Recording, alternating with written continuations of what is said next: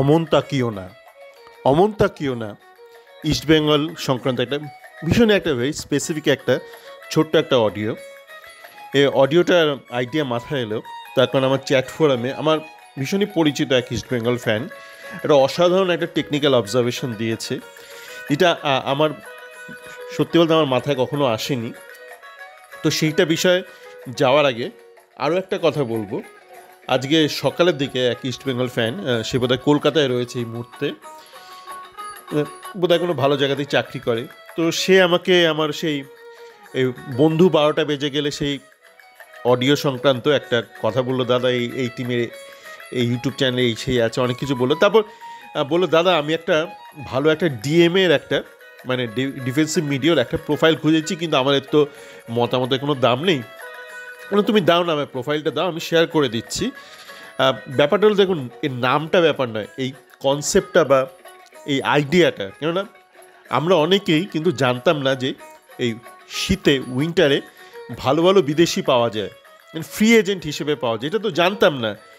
এখন এই নাম যাই হোক, রাম রহিম আকবর অ্যান্থনি যাই নাম হোক, এই নামটা থেকে কিন্তু বড় ব্যাপার হচ্ছে এই উপলব্ধিটা যে উজবেকিস্তান লিগ বা এক্স সোভিয়েত ইউনিয়ন নেশনের লিগ থেকে এই মুহূর্তে ডিসেম্বরে প্রচুর ভালো ভালো বিদেশি প্লেয়ার আছে।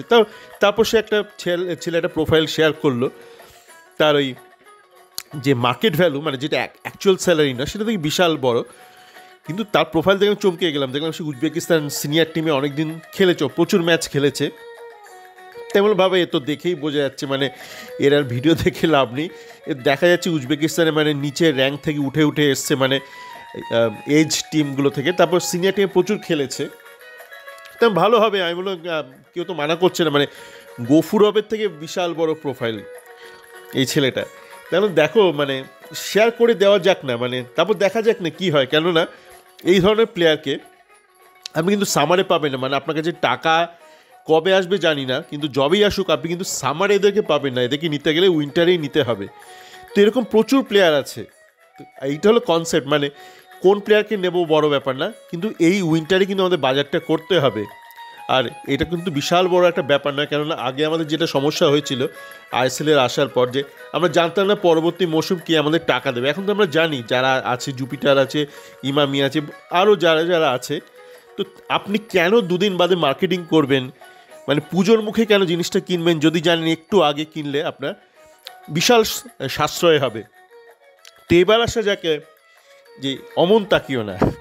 তো আজকে দেখলাম এক্সট্রা টাইমে একটা একটা ট্রেনিংয়ের একটা ভিডিও আপলোড করেছে, তো সেখানে শেষ মুহূর্তে দেখলাম বল নিয়ে দৌড়াচ্ছে প্লেয়াররা এবং মাথা উঁচু করে দৌড়াচ্ছে প্রত্যেকে, মানে দেশি বিদেশি সবাই। তো সেইটা আমি একটা মুহূর্ত মানে একটা স্টিল ইমেজ ক্রপ করে আমি টুইট করলাম আর লিখলাম যে এরা করছে। তো তারপরেই কথাবার্তাগুলো শুরু হয়ে গেল, কেন ওই ভিডিওতে আমরা দেখলাম মহেশ আর বিষ্ণু দৌড়চ্ছে বল নিয়ে, মানে নিচে দিকে না তাকি, মানে আপনি যখন যখন ড্রাইভ করেন, গাড়ি চালান, আপনি তো গিয়ারের দিকে তাকান না, না আপনার যদি মানে ম্যানুয়াল গিয়ার থাকে আপনি গিয়ারেতে হাতটা রেখে দেন, কিন্তু আপনি গিয়ারের দিকে তাকান না। গিয়ারের দিকে হাত না রাখলেও চলে, স্টিয়ারিংয়ে রাখতে পারেন দুটো হাত, বা একটা হাত আপনি বা হাত আপনি রাখতেই পারেন গিয়ারের উপর, কিন্তু আপনি গিয়ারের দিকে তাকান না, মানে ফার্স্ট গিয়ারে চলছে না সেকেন্ড গিয়ারে তাকান না যদি না আপনি ড্রাইভিংটা শিখছেন। বা আপনি সাইকেল চালানোর সময় নিচে প্যাডেলের দিকে তাকান না। তো ফুটবলেও মানে যারা ভালো ফুটবলার, যারা সুশিক্ষিত ফুটবলার, তারা যখন দৌড়ায় তারা কিন্তু নিচের দিকে তাকায় না। তো আপনারা দেখবেন ওখানে দেখবেন বিষ্ণু মানে মানে নাজেহাল হয়ে যাচ্ছে দৌড়াতে, মানে বোঝা যাচ্ছে একটা ভীষণ অস্বস্তি হচ্ছে। কিন্তু বিষ্ণুকে নিয়ে তো ব্যাপার না, বিষ্ণুকে নিয়ে তো আমরা জানি এটা সমস্যা আছে ওর। আমার ওই পরিচিত ফ্যান একটা অদ্ভুত একটা জিনিস বলে, যেটা আমার ব্যক্তিগতভাবে আমি কখনোই ব্যাপারটা খেয়াল করিনি, এটা আমারই ভুল। উনি বললেন যে মহেশেরও এই সমস্যা খানিকটা আছে। তো মহেশ এটা কী করে ম্যানেজ করে, মহেশ বুদ্ধি করে বলটাকে একটু সামনে ঠেলে দেয়, তারপর বলটার পেছনে দৌড়োয়। মানে যেটা মানে খুব সুবিধা হয় যখন ধরুন কাউন্টার অ্যাটাক খেলছে, সে ভারতীয় ন্যাশনাল টিম হোক বা আপনার ইস্টবেঙ্গল যখন স্টিফেনের আমলে বলটা সামনের দিকে ঠেলে দিলে কী হয়, তো আপনি মানে তখন মাথাটা উঁচু করে একটু দৌড়াতে পারছেন। তো বিষ্ণুর ক্ষেত্রে যেটা আমার ওই সতীর্থ ইস্টবেঙ্গল ফ্যান বারবার বলে, বিষ্ণু মাথা নিচু করে মানে দৌড়তে থাকে বলের দিকে, এবং ও যখন বলের দিকে তাকায় মানে পুরো স্পিডটা হঠাৎ করে মানে একটা সে মানে ব্রেক কষার মতন, মানে গাড়িতে ব্রেক কষেও স্পিডটা হঠাৎ থেমে যায়। মহেশ বুদ্ধি করে যেটা করে, মহেশ হচ্ছে মানে যেটা মহেশের উইংয়ে খেলে সুবিধা হয়, বলটা আস্তে করে সামনে ঠেলে দেয়, তারপরও কিন্তু বলটাকে মানে কন্ট্রোল করার চেষ্টা করে এবং দৌড়টাকে কন্ট্রোল করে এবং চোখটা উপরে তুলে দেখতে থাকে কাকে পাসটা দেবে। আইডিয়ালি মানে পারফেক্ট সিনারিওতে যদি আপনার এডুকেশন একদম পারফেক্ট হয়, আপনি কিন্তু নিচের দিকে তাকাবেন না, যেটা ইস্টবেঙ্গলের যে জুনিয়র প্লেয়ারদের মধ্যে মানে যারা এই মুহূর্তে রয়েছে মানে লাইমলাইটে, তাদের মধ্যে আপনার শ্যামল বেসরা পারফেক্ট করে, তন্ময় দাস কিছুটা করে, শ্যামল বেসরা পারফেক্ট করে এবং শ্যামল বেসরা বাপা ডান পা দুটোতেই করে। আপনি দেখবেন শ্যামল বেসরা যখন খেলেছে কলকাতা ফুটবল লিগ বা RFDL-এ, যখন পাস আসছে না মানে শ্যামল কিন্তু ওপর দিকে তাকিয়ে রয়েছে, ডান দিক বাদিক তাকাচ্ছে, বল আসছে, ও বাপা ডান পা ইনসাইড আউটসাইডে কী দিয়ে পাস দেবে আপনি জানবেন। ওর জন্য অনেক সময় যখন অতীতে আমি শ্যামল বেসরার কোনো ভিডিও শেয়ার করেছি ক্লিপ করে কোনো মুহূর্ত, অনেকে বলেছে এটা তো অ্যাক্সিডেন্টালি হয়ে গেছে, পায়ে লেগে হয়ে গেছে, কিন্তু না, আপনারা দেখবেন ওর খেলার স্টাইলটা হচ্ছে অ্যাম্বিপেডাল, মানে দুটো পা সমানভাবে ব্যবহার করতে পারে এবং ইনসাইড আউটসাইড দুটোতেও ভীষণ সাবলীল। এবং তাই যখন একটা বল আসে, ও বল মানে জাস্ট একটা মুহূর্ত বলটা দেখে নিয়ে মানে তারপর বলের দিকে তাকায় না, ওর মানে একদম পারফেক্ট, মানে একদম চৌখো যে ড্রাইভার আছে সেরকম ও। তারপর আপনার বাপা ডান পা ইনসাইড আউটসাইড মানে চারটে কম্বিনেশন দিয়ে কী করবে আপনি জানেন না।